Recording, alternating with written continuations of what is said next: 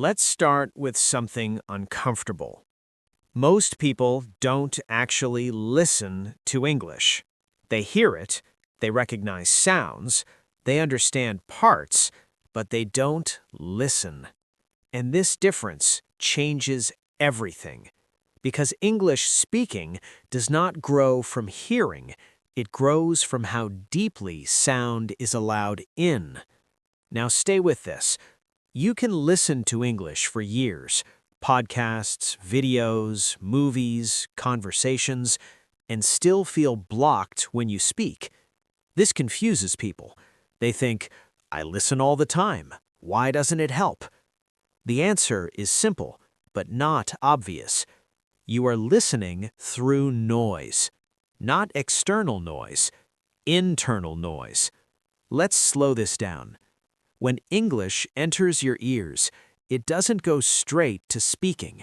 It passes through attention first, and attention is rarely quiet. Most learners listen while thinking about meaning, translating, predicting, judging themselves, waiting to respond, or worrying about what comes next. That's not listening, that's processing.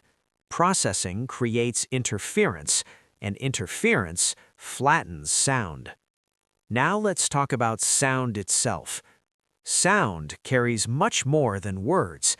It carries timing, weight, direction, emotion, certainty, hesitation.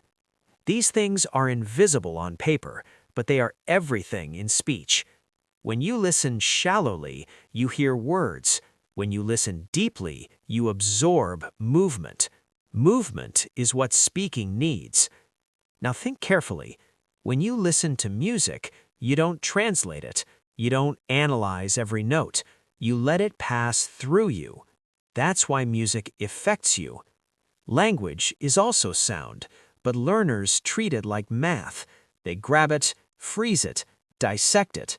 That kills flow. Now let's talk about the biggest misunderstanding. People believe listening means understanding. It doesn't. Listening means allowing sound to pass without interruption. Understanding can come later. Now think about children. Children listen for years before they speak well, not because they understand everything, but because sound enters freely. No judgment, no evaluation, no self-monitoring. Now compare that to adult learners. Adults listen while holding a checklist. Did I understand? Was that grammar? What word was that? Should I remember this? This checklist blocks absorption. Now let's talk about absorption.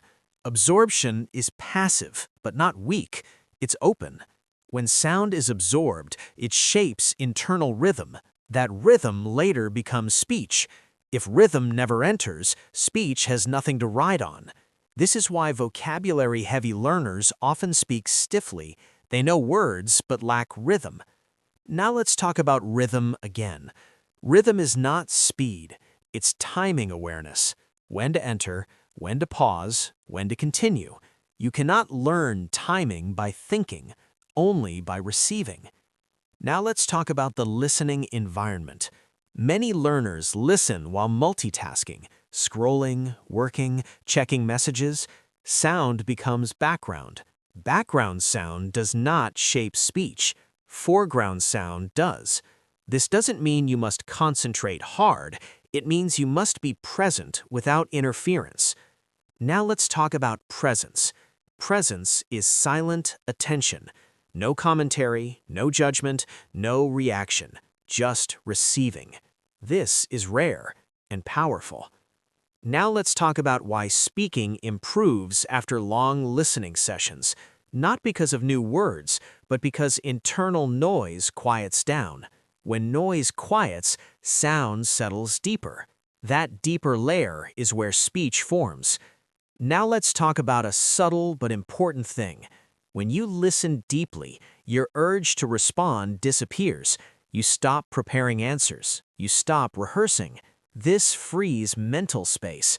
That space is where spontaneous speech comes from. Now let's talk about response preparation. Most learners listen while preparing to speak. This is natural in conversation, but destructive in learning, because preparation blocks reception. You can't fully receive and prepare at the same time. One cancels the other. Now let's talk about the illusion of efficiency. People think preparing responses makes them faster. It doesn't.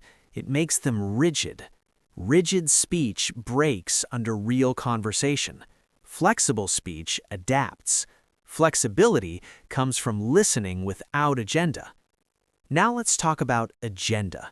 Agenda is pressure in disguise. Pressure interrupts listening, just like it interrupts speaking. This is why listening and speaking problems are connected. They're two sides of the same interruption. Now pause here.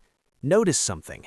When you truly listen, you feel calmer, but not relaxed. You feel clear. That clarity is not emotional, it's cognitive. Clarity removes urgency. Urgency kills speech. Now let's talk about urgency.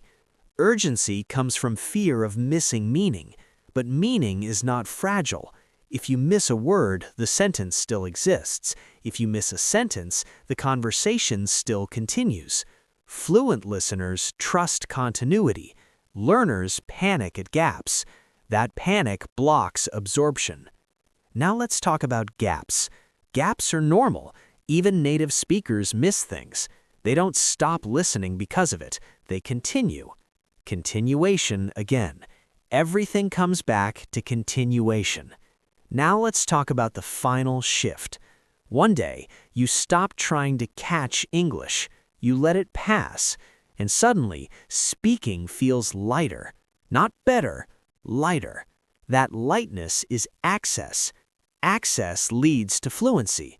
Not effort, not memory, not discipline. Access. Now let's end today here. Not with advice, not with instruction, with awareness. If English feels blocked, look at how you listen. Not how much, but how deeply. We'll continue tomorrow.